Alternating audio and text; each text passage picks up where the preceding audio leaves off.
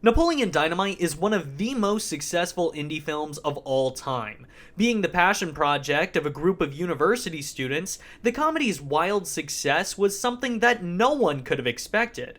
With its minuscule budget, lack of plot, loser main character, and a team of newbies behind its production, Napoleon Dynamite was a story fighting against all odds to be told. This film is a triumph, and a reminder that anyone can make it, so long as they have enough passion and drive to go the distance. The story of Napoleon Dynamite is one that really inspires me as a filmmaker, and one that is, in my opinion, too commonly overlooked in favor of discussing other elements from the movie. Because of this, I decided to finally give it its time in the sun by covering the history in depth. So, sit back, relax, and grab some tater tots because today, we're looking deep into the inspirational story behind Napoleon Dynamite.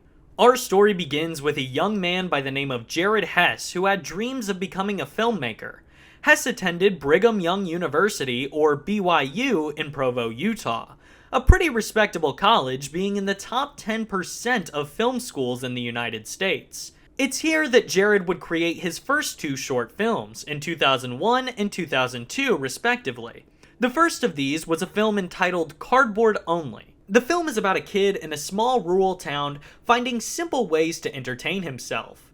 Having grown up in small-town Idaho, this rural setting would be one that stuck with Hess in all future projects. You can also see the static shots and use of animals that Napoleon Dynamite would become known for, even before Wes Anderson really popularized that style. However, all of this would come to a head in his second short entitled Palooka. If Cardboard Only was Napoleon's bones, Palooka was the flesh and blood. It stars John Hader as Seth, an awkward teen with a perm who goes thrift shopping with his friend after purchasing a winning lottery ticket. As the title would suggest, they use their newfound wealth to buy a wig for Seth's friend, and that's about it. The film is only 9 minutes long and is up on YouTube right now, so go check it out if you're interested. Link in the iCard. Palooka was just about as successful as a short film could possibly be. It was submitted to and accepted by the Slamdance Film Festival in 2003. In case you're unfamiliar, Slamdance is commonly seen as the Sundance Film Festival's edgier younger brother. It's a pretty prestigious event which has produced some of the biggest names in the industry, such as Rian Johnson, Ari Aster, and even the Russo brothers. This was especially exciting for Hess, as the film was put together on a shoestring budget of only $500. The festival attendees loved the quirky film, and it even caught the attention of a few up-and-coming producers, namely Sean Covell. And we were at Sundance, the Sundance Film Festival. But there are a number of small festivals that happen alongside Sundance, like Slamdance, which sometimes literally is like a sheet that's been just tacked to the wall of a hotel room. Or a van, which fortunately they don't want you to get into, but just has a TV on the side of it and they want you to watch them. And there we saw a black and white short film called Palooka, about a tall, skinny kid named Seth, who had a perm and he just wanted a wig for his new friend Pedro and a suit for prom. And we're watching this movie, Doc Wyatt and I was like, man, this is weird. And it's set in the middle. And I know about weird and I know about the middle. So let's see if we can build this into a feature film. And that's kind of how Napoleon got its start. Covell, along with Chris Wyatt and Jeremy Kuhn, offered to help fund a feature-length version of Hess's short film for a total of $400,000. Now, to the untrained eye, this seems like an incredible amount of money, but for a standard feature film, this is next to nothing. For example, 2 years after Napoleon came out, Hess would release his second film entitled Nacho Libre with a $35 million production budget, which, by the way, is still considered relatively small. Regardless, this was an opportunity that Hess couldn't pass up, so he and his wife immediately got to work on the script of what would become Napoleon Dynamite. The storytelling in this film is quite different, to say the least. It's not what you would consider to be a typical plot, instead opting to be more of a spotlight on an oddball character. It's a series of loosely connected events tied together by a central theme. If I had to compare this original storytelling technique to anything, I'd say it's closest to the Diary of a Wimpy Kid books. Although, I don't think this kind of storytelling has ever really been done to the same degree since Napoleon. That's in large part why, when Jared and his wife Jerusha were working on Napoleon Dynamite, they refused to cast a recognizable face in the role.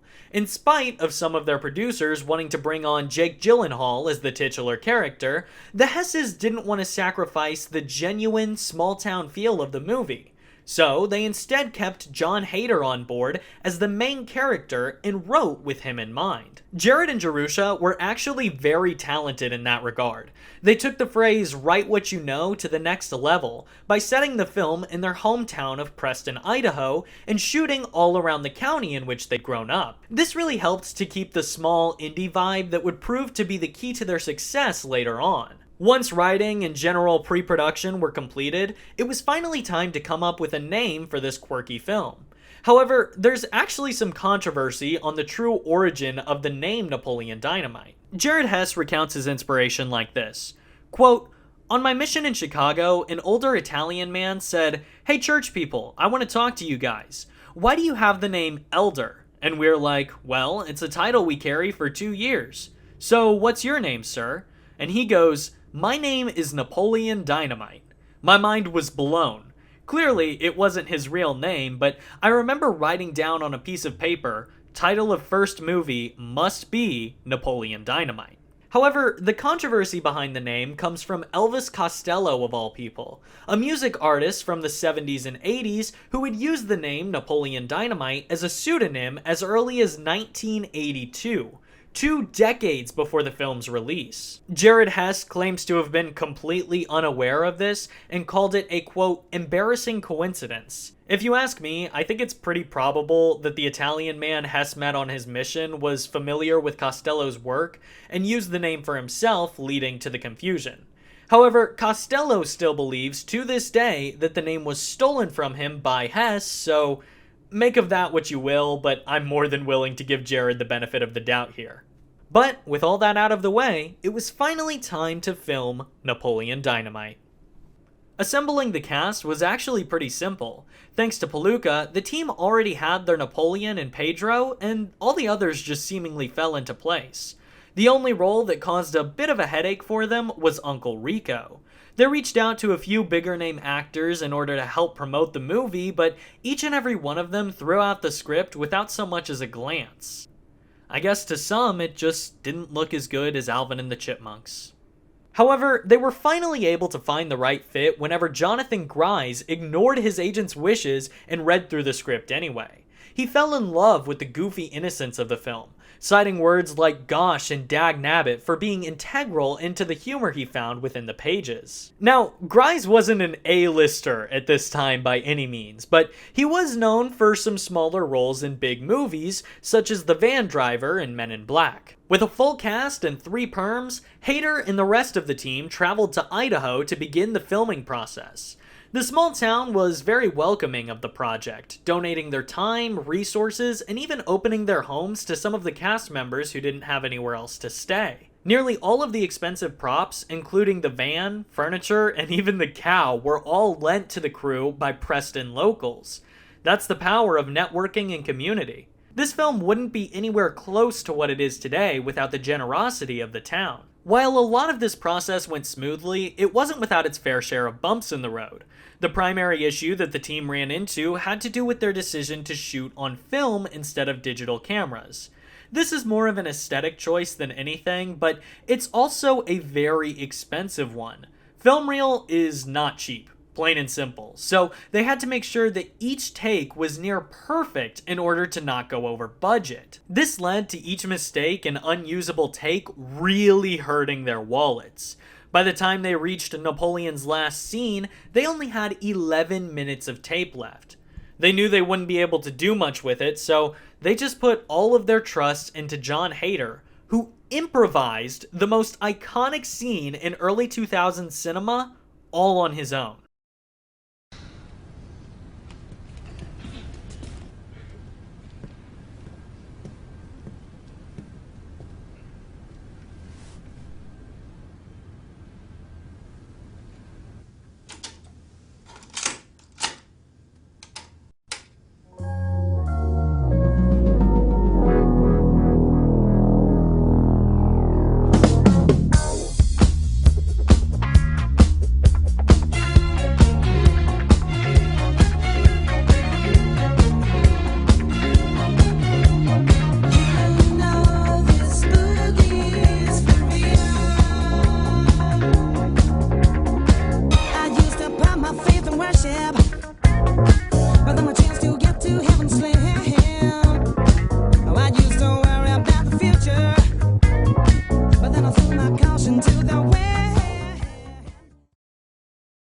That was the last scene that John Hader shot as Napoleon, and after less than a month of filming, it was finally time to put the finishing touches on Napoleon Dynamite.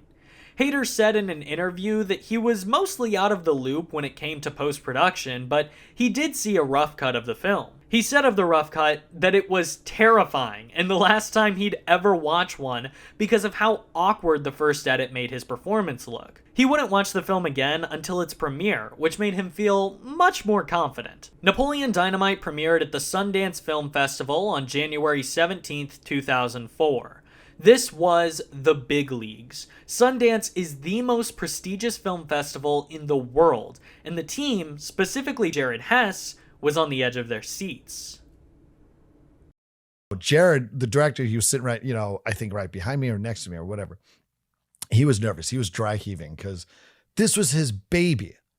He was dry heaving. Yeah, he was like off to the nauseous. side. Yeah, he was nervous. He was absolutely nervous. But all of that anxiety would soon fade as soon as the film began to play. What was it like? What was it like with people coming The up to first you? And shot, the first shot of this film, he's standing there. I'm standing there with the trapper keeper waiting for the bus. And that's when people just they started laughing. And Immediately. Kind of chuckling. And then because people in an audience, especially at Sundance, and they know they're with the filmmakers, people want to be the first to discover something. So they're going out on a limb to take a chance. Right. They're willing to be the first people who are like, no, this is awesome. And then if it doesn't do well, then they might, retract that statement later. And that want of discovery from the audience would launch Napoleon Dynamite to great heights as it began releasing in theaters. Fox Searchlight Pictures picked up the film at the festival and began releasing it in select theaters to test audience reaction. When people saw this low-budget, hilarious movie that was only showing in their area, they felt as if they themselves had discovered it. So that led to excellent word-of-mouth promotion. People were telling colleagues, friends, and family that they had to check out this little movie in their local theater. After Napoleon was a hit with smaller audiences, Fox released it to more and more areas, and the success only snowballed, resulting in an overall profit from box office and home video sales of $175.6 million. Obviously, the actors who were all paid less than $1,000 were able to renegotiate their contracts for a more fair sum, and Napoleon Dynamite went on to be one of the most famous comedy films of all time. This is a story that I love delving into because of how easy it is to relate to. The team behind this film proved that passion and love in one's art is enough for success. They were just a bunch of university kids with a dream which they made come true. This goofy film is a reminder to artists everywhere that you too can be successful. All you have to do is create. Thank you so much for watching. I've been KopieFilms, and please remember, as the team behind Napoleon Dynamite did, believe to achieve.